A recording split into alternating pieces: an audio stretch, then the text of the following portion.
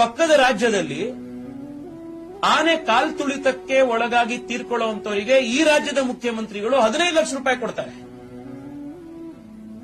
ಆದರೆ ನಮ್ಮದೇ ರಾಜ್ಯದಲ್ಲಿ ಭೀಭತ್ಸವಾಗಿ ಭೀಕರವಾಗಿ ಟೆರರಿಸ್ಟ್ ಅಟ್ಯಾಕ್ ನಲ್ಲಿ ತೀರ್ಕೊಂಡಂತ ಇಬ್ಬರು ಕುಟುಂಬದವರಿಗೆ ಅದಕ್ಕಿಂತ ಜಾಸ್ತಿ ಅಲ್ಲ, ಅವ್ರಿಗೆ ಕೊಟ್ಟಷ್ಟಾದ್ರೂ ಕೊಡುವಂತ ಯೋಗ್ಯತೆ ಈ ಸರ್ಕಾರಕ್ಕೆ ಇಲ್ವಲ್ಲ. ಮುಸ್ಲಿಮರ ವೋಟಿಗೆ ತಮ್ಮನ್ನ ತಾವು ಮಾರ್ಕೊಂಡಿರುವಂತ ಕಾಂಗ್ರೆಸ್ ಪಾರ್ಟಿಯ ಸರ್ಕಾರದಿಂದ ನಾವು ಇದಕ್ಕಿಂತ ಜಾಸ್ತಿ ಎಕ್ಸ್ಪೆಕ್ಟ್ ಮಾಡ್ಲಿಕ್ಕೆ ಸಾಧ್ಯನೇ ಇಲ್ಲ. ಮಂಜುನಾಥ್ ಅವರ ಮನೆಯಲ್ಲಿ ಪಿಯುಸಿಯಲ್ಲಿ 97% ಮಾರ್ಕ್ಸ್ ತಗೊಂಡಿರುವಂತ ಒಬ್ಬ ಹುಡುಗ ಅವ್ರ ಮನೆಯಲ್ಲಿ ಇನ್ನೂ ಇದ್ದಾನೆ. ಕನಿಷ್ಠ ಅಂತಂದ್ರೆ 8-10 ವರ್ಷದ ಎಜುಕೇಶನ್ ಅವನಿಗೆ ಬಾಕಿ ಇದೆ. ಆ ಮಗು ಶಿಕ್ಷಣವನ್ನ ನಾಳೆ ಬೆಳಗ್ಗೆಯಿಂದ ಒಬ್ಬಂಟಿಯಾಗಿ ಆ ತಾಯಿ ಜವಾಬ್ದಾರಿ ಇದೆ. ಇಲ್ಲಿ ಬೆಂಗಳೂರಿನಲ್ಲಿ ಭರತ್ ಭೂಷಣ್ ಅವರ ಮನೆಯಲ್ಲಿ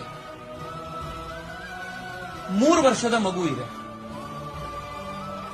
ಅವ್ರ ತಾಯಿ ಸಿಂಗಲ್ ಮದರ್ ಆಗಿ ಸಿಂಗಲ್ ಪೇರೆಂಟ್ ಆಗಿ ಕನಿಷ್ಠ 25 ವರ್ಷ ಆ ಮಗು ಶಿಕ್ಷಣ ಅವ್ರ ಜವಾಬ್ದಾರಿ ಮೇಲೆ ಬಿದ್ದಿದೆ. ಮಾನವೀಯತೆಯ ಒಂದ್ ಸ್ವಲ್ಪನಾದ್ರೂ ಹುಲ್ ಕಡ್ಡಿಯಷ್ಟಾದ್ರೂ ಈ ಸರ್ಕಾರಕ್ಕೆ ಉಳಿದಿದ್ರೆ ಕನಿಷ್ಠ 1 ಕೋಟಿ ರೂಪಾಯಿ ಆದ್ರೂ ಈ 2 ಕುಟುಂಬಕ್ಕೆ ಕೊಟ್ಟಿರೋದು.